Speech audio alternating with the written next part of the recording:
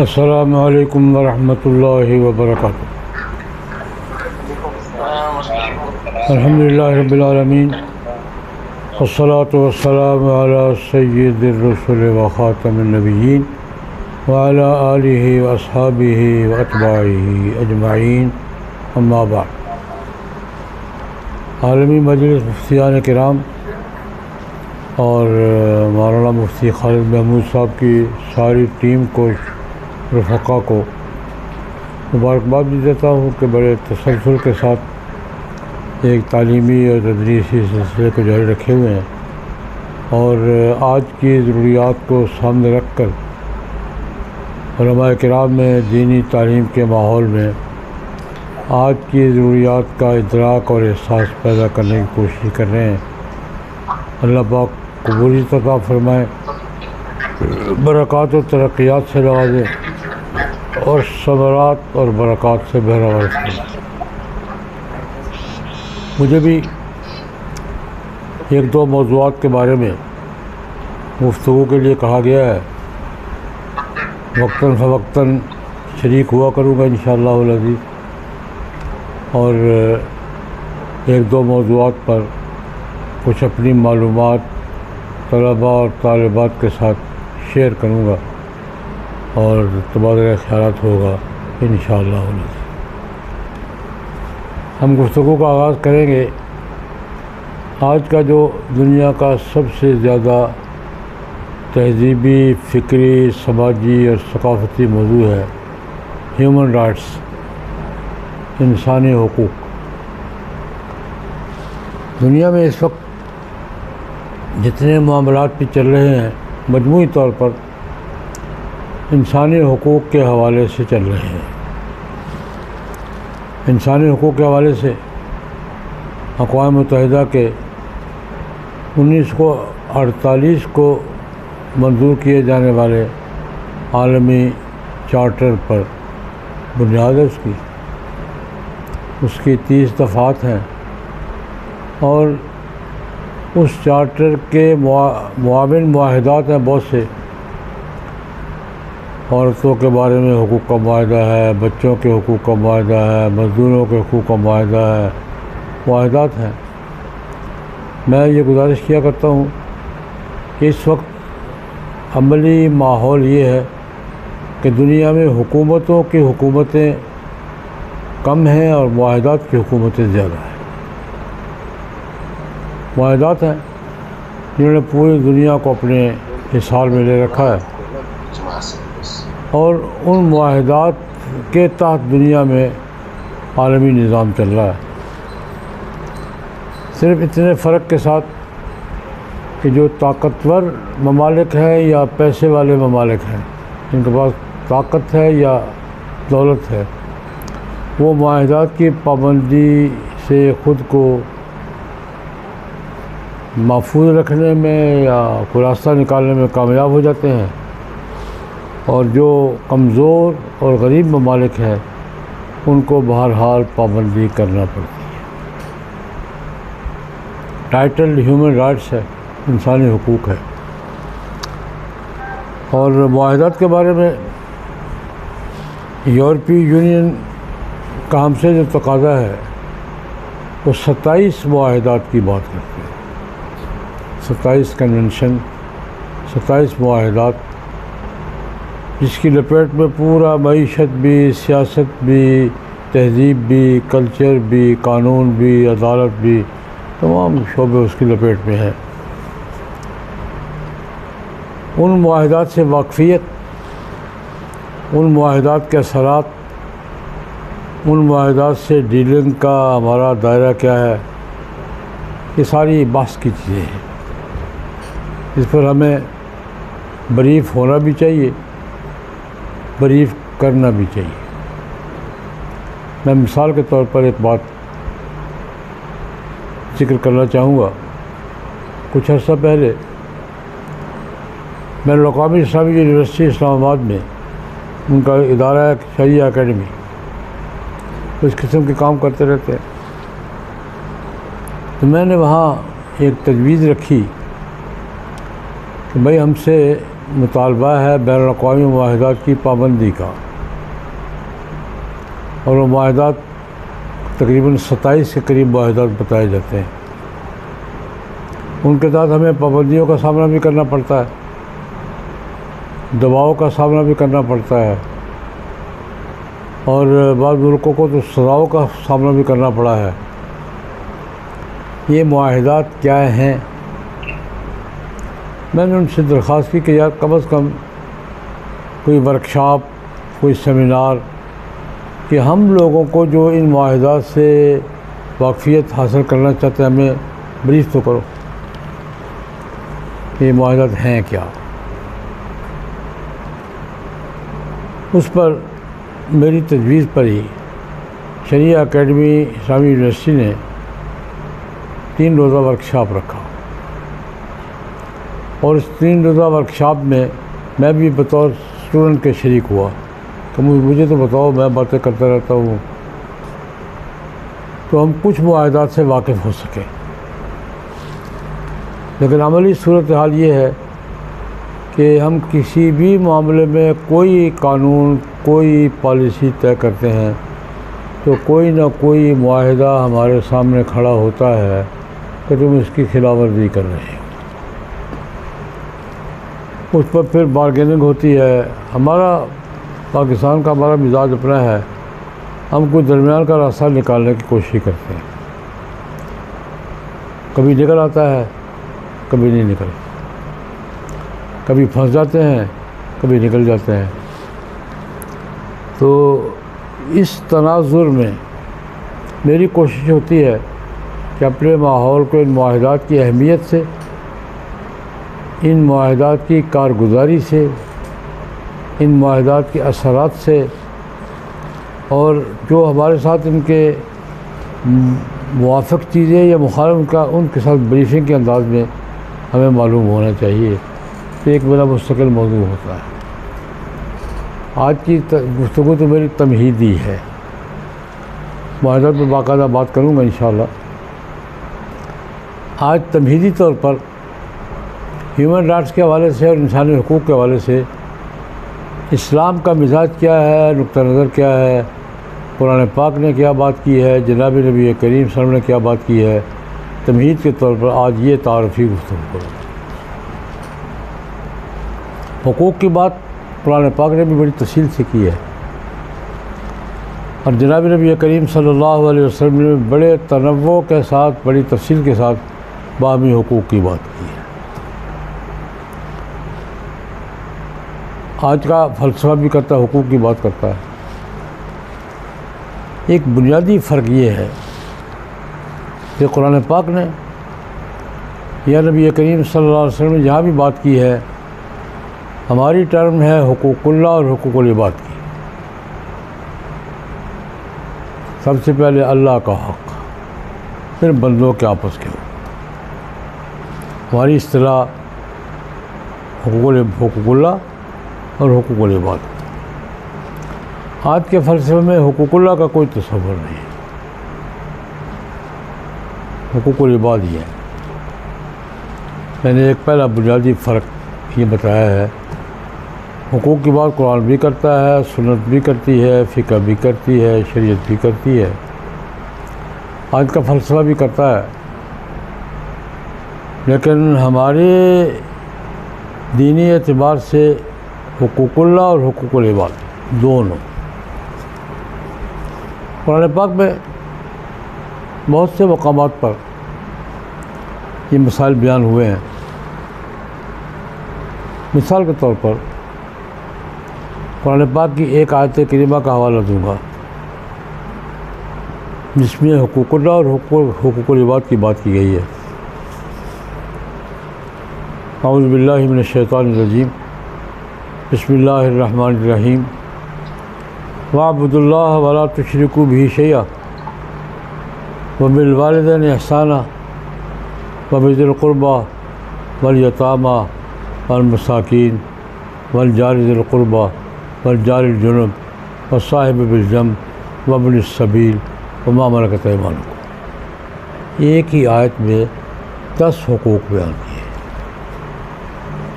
پہلا حق اللہ کا، دوسرا والدین کا، تیسرا قریبی رشتہ داروں کا۔ یہ 10 حقوق بیان ہوئے ہیں اس ترتیب کے ساتھ۔ وَاعْبُدُوا اللَّهَ وَلَا تُشْرِكُوا بِهِ شَيْئًا، سب سے پہلا حق اللہ کا ہے، اللہ کی بندگی کرو اور اس کے ساتھ شریک نہ کرو۔ 2 پہلو اس کے، اللہ کی بندگی کرو اور اس کی بندگی میں کسی کو شریک نہیں کرو۔ اس کے بعد وبالوالدین احسانا، ماں باپ، وبذی القربیٰ، قریبی رشتہ دار، والیتامیٰ والمساکین والجار ذی القربیٰ والجار الجنب والصاحب بالجنب وابن السبیل وما ملکت ایمانکم۔ تو میں نے یہ بات عرض کی ہے کہ قرآن پاک نے حقوق کی جہاں بھی بات کی ہے، حقوق اللہ اور حقوق العباد دونوں کی بات۔ جناب نبی کریم صلی اللہ علیہ وسلم نے بھی سینکڑوں احادیث میں حقوق کی بات کی ہے، لیکن وہاں بھی ترتیب یہی ہے، حقوق اللہ اور حقوق العباد۔ ایک واقعہ بخاری شریف میں ذکر ہے، عرض کرنا چاہوں گا۔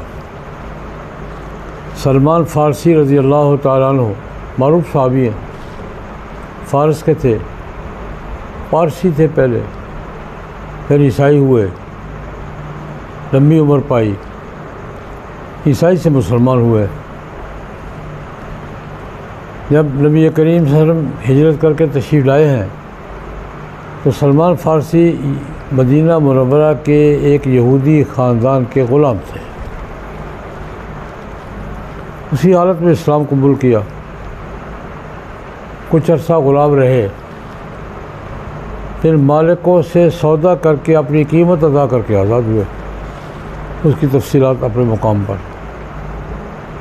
جب یہ یہودی خاندان کی غلامی سے اپنی قیمت ادا کر کے آزاد ہوئے اور حضور نبی کریم صلی اللہ علیہ وسلم کی خدمت میں حاضر ہوئے تو ان کی حیثیت مہاجر کی تھی۔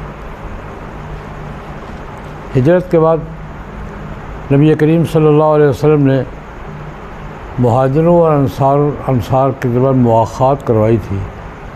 مہاجر بڑی تعداد میں آ گئے تھے، بستی چھوٹی تھی، الگ کیمپ لگانے کی بجائے، الگ محلہ بسانے کی بجائے بڑا آسان طریقہ اختیار کیا، ایک مہاجر کو ایک انصاری فیملی کے حوالے کر دیا، بھائیو بھائی ہمارے۔ اس مواخات کے اصول پر نبی کریم صلی اللہ علیہ وسلم نے سلمان فارسی کو حضرت ابو الدرداء انصاری کا بھائی بنا۔ ابو الدرداء سے کہا کہ اس کو سنبھالو، تمہارا بھائی ہے، ایک فیملی ایک آدمی کو آسانی سے سنبھال لیتی ہے، ٹھیک ہے۔ اب مزاجوں کا فرق ہوتا ہے۔ ابو الدرداء یثرب کے تھے، مدینہ کے تھے، یہ فارس سے آئے تھے، خاصی لمبی عمر پائی ہے انہوں نے۔ کہتے ہیں اسلام قبول کرنے سے پہلے میں نے جن خاندانوں کی غلامی کی ہے ان خاندانوں کی تعداد 10 ہے، یکے بعد دیگرے 10 خاندانوں کا غلام رہا، بکتا بکاتا۔ میری خوش قسمتی تھی کہ یثرب پہنچ گیا، مدینہ پہنچ گیا حضور کی خدمت میں۔ ابو الدرداء وہ واقعہ بیان کرتے ہیں، میں اس واقعے کو انسانی حقوق، حقوق اللہ اور حقوق العباد میں قرآن پاک کی اس آیت کے بعد اس واقعے کو بنیادی اساس قرار دیا کرتا ہوں کہ ہمارے ہیومن رائٹس کے فلسفے کی بنیادی اساس کیا ہے۔ قرآن پاک کی وہ آیت کریمہ جو میں نے پڑھی ہے اور سلمان فارسی کا یہ واقعہ بخاری شریف کی روایت ہے۔ ابو الدرداء روایت کرتے ہیں کہ جناب نبی کریم صلی اللہ علیہ وسلم نے سلمان فارسی کو میرا بھائی بنا کے میرے حوالے کر دیا۔ میں گھر رہ گیا، ٹھیک ہے بھائی جان آپ تشریف لائے۔ سلمان فارسی نے دنیا دیکھی ہوئی تھی، یہاں گھر جا کے پہلا تاثر جو ہوا نا، یہ سماجیات کا حصہ ہے۔ یہ گھر کا ماحول دیکھا کہ میاں بیوی میں انڈرسٹینڈنگ نہیں ہے، وہاں سے یہ سارے قصے کا آغاز ہوتا ہے۔ ابو الدرداء بھی ہیں، ان کی اہلیہ محترمہ بھی ہیں، گھر کا ماحول انڈرسٹینڈنگ والا نہیں ہے۔ محسوس کر لیا بابا جی نے، تو بھابھی سے کہا کیا گھر کا حال بنا رکھا ہے، نہ کوئی صفائی، نہ کوئی پردے لٹکے ہوئے ہیں، نہ کوئی چیزیں رکھی ہوئی ہیں، وہ بے ترتیبی سے۔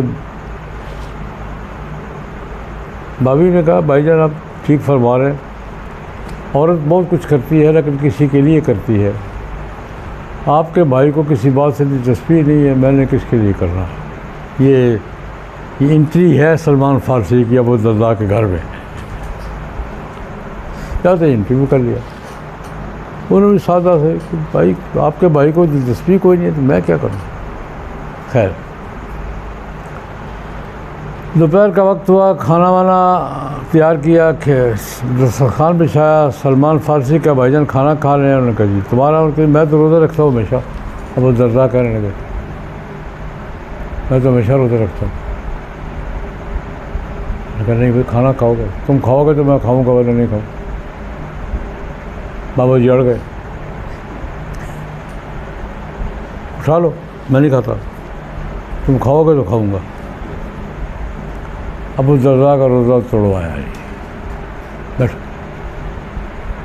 ویسے مسئلہ بھی یہی ہے، ایک بات درمیان میں عرض کر دوں، حقوق اللہ مقدم ہے حقوق العباد سے، لیکن اس ترتیب کے ساتھ کہ فرائض واجبات پہ حقوق اللہ مقدم ہے اور مباحات مستحبات پہ حقوق العباد مقدم ہے۔ ایک مثال دوں گا، فرضی روزہ آپ کسی کے کہنے پر نہیں توڑ سکتے، فرض ہے۔ نفلی روزہ آپ ماں کے کہنے پر بھی توڑ دیں گے، بیوی کے کہنے پر بھی توڑ دیں گے، مہمان کے کہنے پر بھی توڑ دیں گے، قضا کریں گے۔ یہ اصول ہے حقوق اللہ حقوق العباد میں، فرائض واجبات پہ حقوق اللہ مقدم ہے، لیکن مباحات مستحبات پہ حقوق العباد حقوق اللہ پر مقدم ہے۔ روزہ توڑوا دیا جناب سلمان فارسی نے ابو الدرداء کا، کھانا کھلایا۔ یہ دوسری کارروائی تھی۔ شام کو بھائی جان کو بستر بچھا کے دیا، بستر بچھا کے دیا، آرام فرمائیں۔ پوچھا تمہارا بستر کدھر ہے؟ انہوں نے کہا میں تو سوتا ہی نہیں ہوں۔ ابو الدرداء کہہ رہے کہ میں تو سوتا ہی نہیں ہوں، ساری رات جاگتا ہوں، عبادت کرتا ہوں۔ ان کا بستر لاؤ۔ اب بھائی جان ہوتا ہے، جن کے بھائی جان ہیں ان کو پتہ ہے بھائی جان کیا ہوتا ہے۔ بستر لاؤ۔ ابو الدرداء کہتے ہیں کہ بھائی جان کے کہنے پر میں بستر لایا، لیٹا اس نیت سے کہ بھائی جان سو جائیں گے تو میں اٹھ کے تسلے پہ چلا جاؤں گا، لیکن بھائی جان تاڑ میں تھے۔ پھر دیر کے بعد سر اٹھایا، سو جا آرام سے، صبح اٹھاؤں گا جب عبادت کا وقت ہوگا۔ اتنی سی کارروائی ڈالی ایک ہی دن میں۔ ابو الدرداء کہتے ہیں سو گیا میں، پھر کیا کرتا ہوں۔ سحری کے وقت اٹھایا، اٹھو تہجد پڑھو، تم بھی پڑھو میں بھی پڑھتا ہوں۔ تہجد پڑھ کے سلمان فارسی نے ابو الدرداء کو ایک نصیحت کی، وہ نصیحت کے الفاظ جو ہے نا وہ ہمیں دیکھو بھائی، ان لربک علیک حقا ولنفسک علیک حقا ولعینیک علیک حقا ولزوجک علیک حقا ولزورک علیک حقا فاتح کل ذی حق حقہ۔ اللہ کے تجھ پر حقوق ہے، یہ عبادت، روزہ، نماز اللہ کا حق ہے۔ ان لنفسک علیک، کھانا پینا تمہاری جان کا حق ہے تم پر، نیند کرنا تمہاری آنکھوں کا حق ہے، تیری بیوی کے بھی تجھ پر حقوق ہے، اب مہمانوں کے بھی حقوق ہے۔ دین کیا ہے؟ فاتح کل ذی حق حق، ہر حق والے کو اس کے وقت پر اس کا حق ادا کر۔ اللہ کے حق کے وقت پہ اللہ کا حق، بیوی کے حق کے وقت پہ بیوی کا حق، مہمان کے حق کے وقت پہ مہمان کا حق، جان کے حق کے وقت پہ جان کا حق، آنکھوں کے حق کے وقت پہ آنکھوں کا۔ یہ نصیحت کی۔ پھر دونوں مسجد نبوی چلے گئے کہ فجر کی نماز نبی کریم صلی اللہ علیہ وسلم کے پاس پڑھیں گے۔ وہاں پہنچے، نماز پڑھی۔ نبی کریم صلی اللہ علیہ وسلم نے نماز کے بعد دیکھا ان کو، ابو الدرداء سے پوچھا، ہاں ابو الدرداء بھائی کو لے گئے تھے، کیسا پایا بھائی جان کو؟ کارگزاری سناؤ۔ انہوں نے ساری کارگزاری سنا دی تو بھائی جان نے کل یہ کیا ہے، یہ کیا ہے، یہ کیا ہے، اور اب یہ نصیحت کر کے یہ الفاظ کہہ کے اب آپ کے پاس آئے ہیں ہم۔ بخاری شریف کی روایت ہے، نبی کریم صلی اللہ علیہ وسلم نے ساری بات سنی اور فرمایا صدق سلمان، سلمان نے جو کہا ہے ٹھیک کہا ہے، سلمان نے جو کیا ہے ٹھیک کیا۔ تو میں نے پہلی بات یہ کی ہے کہ حقوق کی بات قرآن بھی کرتا ہے، جتنی تفصیل سے قرآن نے کی ہے کسی نے نہیں کی۔ حقوق کی بات جناب نبی کریم صلی اللہ علیہ وسلم بھی کرتے ہیں، جتنی تنوع اور درجہ بندی کے ساتھ حضور نے حقوق کی بات کی ہے، دنیا کا کوئی فلسفہ نہیں کر سکتا۔ میں صرف ایک مثال، چھوٹی سی مثال دیتا ہوں۔ نبی کریم صلی اللہ علیہ وسلم نے ایک حدیث میں فرمایا، یہ ان 20 باتوں میں سے ایک ہے، حضور نے فرمایا کہ گھر سے باہر گلی میں مت بیٹھا کرو یار، آنے جانے والوں کا حق مجروح ہوتا ہے۔ ایک صحابی نے عرض کیا، رسول اللہ ہمارے پاس گھروں میں جگہ نہیں ہوتی، دوست آ جاتے ہیں تو گلی میں راستے میں بیٹھنا پڑتا ہے۔ فرمایا اچھا، اگر تمہارا بیٹھنا مجبوری ہے تو فاتو طریقہ حق ہو، راستے کو اس کا حق ادا کرو، یعنی سڑک کا بھی حق ہے، گلی کا بھی حق ہے، فاتو طریقہ حق ہو۔ ابو سعید خدری کہتے ہیں میں نے پوچھا رسول اللہ راستے کا کیا حق ہے؟ 3 باتیں فرمائیں۔ پہلی بات غض البصر، آنکھیں جھکا کے رکھو، ٹانک جھانکنی کرو کون آ رہا ہے کون جا رہی ہے، نگاہیں جھکا کے رکھو، ٹانک ٹانک جھانکنی کرو۔ رد السلام، تو گزرنے والا سلام کہہ رہا ہے، سلام کا جواب دو۔ کف الاذی عن الطریق، راستے میں کوئی ایسی چیز روڑا کوئی اینٹ پڑی ہے تو ہٹا دو تاکہ کسی آدمی کو ٹھوکر نہ لگ جائے، یعنی میں کہ راستے کا بھی حق ہے۔ جس درجہ بندی کے ساتھ آج کے زمانے میں کیٹیگرائز کر کے حضور نے حقوق بیان کیا، کوئی بھی نہیں کر سکتا۔ تو میں نے حقوق کے حوالے سے اسلام کا فلسفہ یہ بیان کیا ہے کہ اسلام حقوق کی بات کرتا ہے، تفصیل سے کرتا ہے، لیکن حقوق اللہ حقوق العباد دونوں کا۔ پھر اس میں ایک مثال اور شامل کر دیتا ہوں۔ دنیا میں انسان ایک دوسرے سے تعاون کرتے ہیں، اس کی درجہ بندی بھی کی ہے، دائرہ بندی بھی کی ہے، لیکن ایک انسان دوسرے انسان پر خرچ کرتا ہے جس کو ہم صدقہ، خیرات، عطیہ، ہدیہ کہتے ہیں، اللہ پاک اس کو حق قرار دے رہا ہے، آپ کا احسان نہیں ہے، اس کا حق ہے۔ آت ذی القربى حقہ والمسکین وابن السبیل، یہ حق ہے، تمہارا احسان نہیں ہے کہ جو ضرورت مند اس پہ خرچ کرو۔ اور پھر اس کی تفصیل بھی کتنی بیان کی ہے، تو میں کسی ضرورت مند پہ خرچ کیا ہے، اس کو جتلاؤ گے تو نیکی برباد ہو جائے گی۔ لا تبطلوا صدقاتکم بالمن والاذی، اور یہ تصور دیا، عقیدہ دیا کہ میرا بندہ میرے بندے کو دیتا ہے، میرے دیے ہوئے میں سے دیتا ہے، مما رزقناہم ینفقون، اپنی طرف سے کچھ نہیں دیتے ہو، میری طرف سے میرے دیے ہوئے میں سے دیتے ہو، یار تمہیں میں نے دیا اس میں سے۔ اور میرے دیے، پہلی بات یہ بتائی مما رزقناہم ینفقون، اگر کسی پر خرچ کرتے ہو، احسان نہیں کر رہے ہو، اس کا حق دے رہے ہو، اور میرے دیے ہوئے میں سے دے رہے ہو، واپسی کے وعدے پر دے رہے ہو، اور واپسی کا وعدہ کم از کم 10 گنا ہے۔ قرضے سے تعبیر کیا قرآن پاک نے، من ذا الذی یقرض اللہ قرضا حسنا،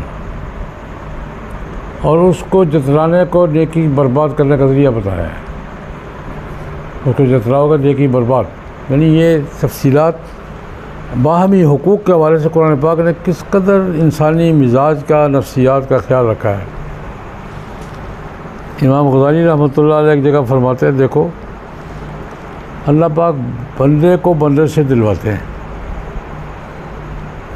حیثیت والا کمزور پہ خرچ کرتا ہے، درمیان میں خود آگے کھڑے ہو جاتے ہیں، اس کو کہتے ہیں مجھے دیا تم نے، اور اسے کہتے ہیں میں نے تمہیں دیا ہے، اس کی عزت نفس کا اتنا لحاظ کیا،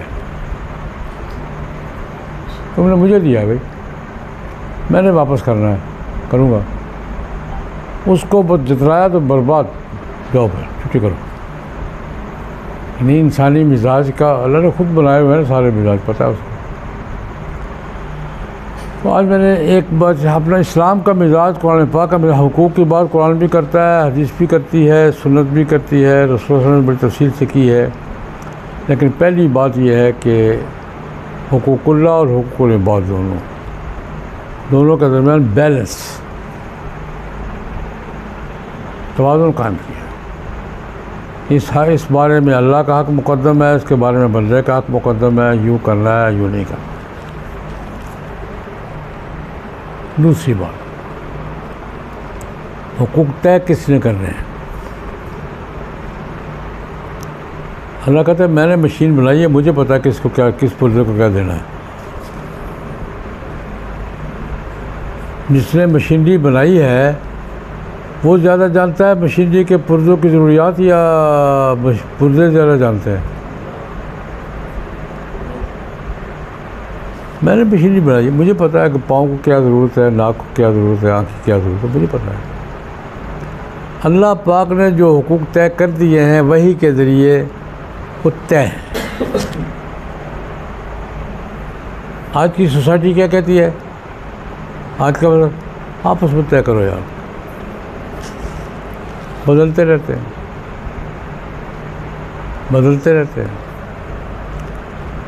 تو خیر، تفصیل اپنے مقام پر جب چارٹر کا آغاز کریں گے، تو آج میں نے تمہیدی طور پر یہ بتایا کہ حقوق کی بات قرآن پاک اور سنت رسول نے جس تفصیل کے ساتھ کی ہے، آج کا نظام تو اس کی غرض کو بھی نہیں پہنچا۔ لیکن ہمارا مسئلہ اس وقت یہ ہے کہ اس وقت جن معاہدات اور حقوق کے حوالے سے جن کنونشنز کے ہم پابند کہے جا رہے ہیں، وہ کیا ہے؟ اس کا اسلامی نقطہ نظر سے پوزیشن کیا ہے؟ ہم کیا کر رہے ہیں، وہ کیا کر رہے ہیں، اور کرنا کیا چاہیے؟ کیا اپنے تہذیب اور عقیدہ بھی محفوظ رکھیں؟ مجھے معاہدات سے جھگڑا نہیں ہے، معاہدات میں ایک تھوڑی سی مثال دے دوں۔ نبی کریم صلی اللہ علیہ وسلم نے معاہدات کیے ہیں، پابندی بھی کی ہے، توڑے بھی ہیں۔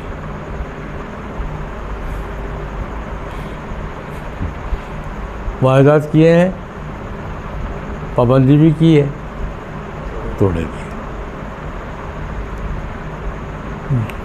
یہودیوں نے توڑے تھے معاہدے، اس کو سزا بھی دی ہے۔ ایک معاہدے کا تھوڑا سا حصہ عرض کرتا ہوں۔ صلح حدیبیہ ہوئی تھی، 10 سال کے لیے ہوئی تھی، کتنے سال چلی ہے معاہدہ؟ کتنے سال کے لیے ہوا تھا؟ 10 سال کے لیے. کتنے سال چلا ہے؟ 1 سال 1.5 سال. ٹوٹا کیسے ہے؟ یہ باتیں ہمیں پڑھنی چاہیے. معاہدے میں ایک شک تھی، یہ کافروں کو لکھوایا تھا انہوں نے، اس پر حضرت عمر نے بڑی احتجاج بھی کیا تھا. یعنی یہ ایک طرفہ شرط کہ اگر قریشی کوئی مسلمان ہو کر واپس جائے گا، مدینہ منورہ جائے گا تو واپس کرو گے، اور تمہارا کوئی ساتھی تمہیں چھوڑ کر آئے گا ہم واپس نہیں کریں گے. یہ ون وے ٹریفک ہے. یہ حضرت عمر بڑے تل ملائے تھے، بڑا اچھا. اس پر حضور نے عمل کیا.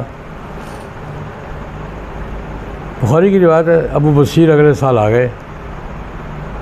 مکہ مکرمہ سے قریشی تھے، مسلمان ہو کر آ گئے.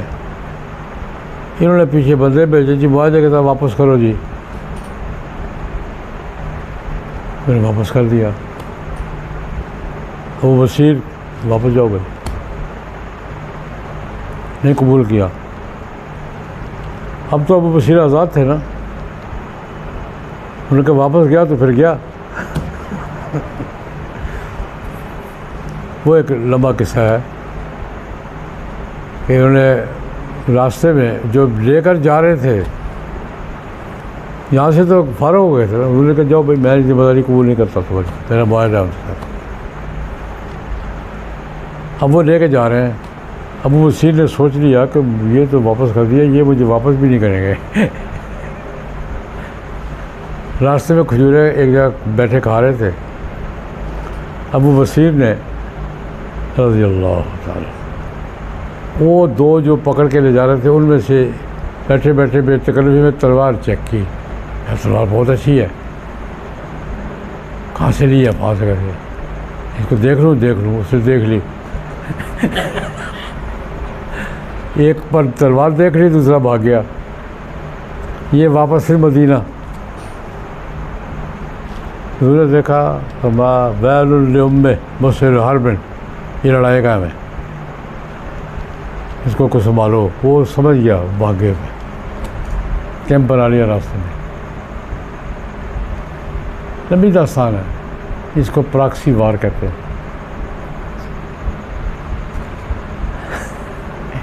ذمہ داری اٹھائے بغیر آج کل پراکسی واری چلتی ہے دنیا میں.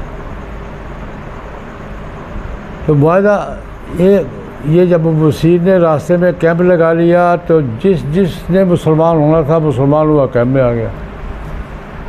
انہوں نے ناکہ بندی کر دی، قریش کے قافلے روکنے شروع کر دیے.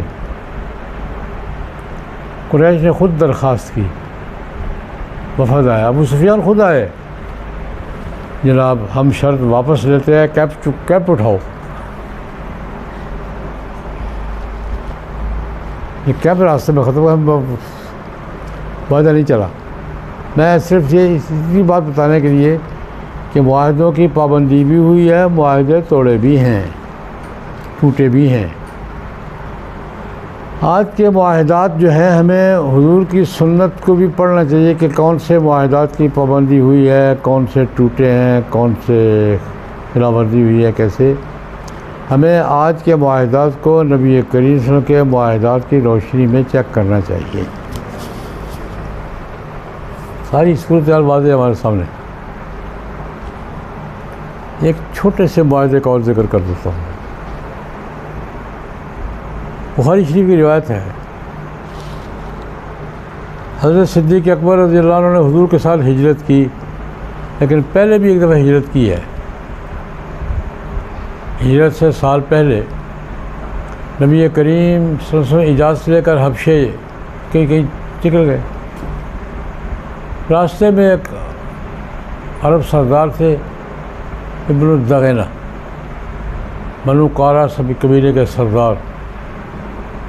اس نے دیکھا، کہاں جا رہے ہو؟ میں ہجرت کر کے جا رہا ہوں. نہیں آپ کو نہیں جانے دوں گا، آپ تو سماجی خدمت گزار ہیں. واپس لے آئے. 2 دن کا سفر صدیق اکبر کر چکے تھے. ابن الدغینہ واپس لائے. قریشی کے سردار یار اس کو کیوں نکالا تم نے؟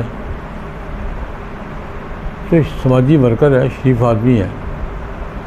حضرت صدیق اکبر کے ساتھ ابن الدغینہ نے قریش کا معاہدہ کروایا۔ انہوں نے کہا ٹھیک ہے، ہمیں ان کی شکایت یہ ہے کہ یہ اوپن پلیس پر قرآن پڑھتے ہیں، لوگوں کے سامنے اپنی تبلیغ کرتے ہیں، جو کرنا ہے بند کمرے میں کریں، ان ڈور کریں، جو کچھ کریں آؤٹ ڈور نہ کریں۔ معاہدہ ہو گیا۔ حضرت صدیق اکبر رضی اللہ عنہ نے اس سے دیکھا کہ یہ میں مذہبی فرائض میں رکاوٹ بن رہا ہے، چھوڑ دیا، اپنی تفصیل ہے۔ تو خیر یہ میں یاد کر رہا ہوں، آج کی باتیں تمہیدی باتیں ہیں، معاہدات کیا ہیں، ہمیں ان کو کیسے ڈیل کرنا ہے، ہمارا اعتقادی اور تہذیبی ماحول کیا ہے، معاہدات کا ماحول کیا ہے، کہاں کہاں پر اثر انداز ہو رہے ہیں، کہاں کہاں یہ معاہدات نقصان پہنچا رہے ہیں۔ ہم صرف تعلیمی طور پر واقفیت کے لیے ان معاہدات پہ ہمیں تھوڑی بہت ڈسکس کرنی چاہیے، اور ہمارا ایک موضوع یہی ہوگا کہ بڑے بڑے بین الاقوامی معاہدات کیا ہیں، ہمارا موقف کیا ہے، ان کا موقف کیا ہے، کہاں ہم ایڈجسٹمنٹ کر سکتے ہیں، کہاں نہیں کر سکتے۔ یہ موضوعات ہوں گے اس گفتگو کے، یہ چند ہفتے چلے گی، پھر دوسرے موضوع پر آئیں گے۔ آج میں اسی تمہیدی گفتگو پہ اکتفا کرتا ہوں۔ اللہ پاک ہمیں ترتیب کے ساتھ اپنی گزارشات پیش کرنے کی اور سمجھنے سمجھانے کی توفیق عطا فرمائیں۔ اللہم صلی علی سیدنا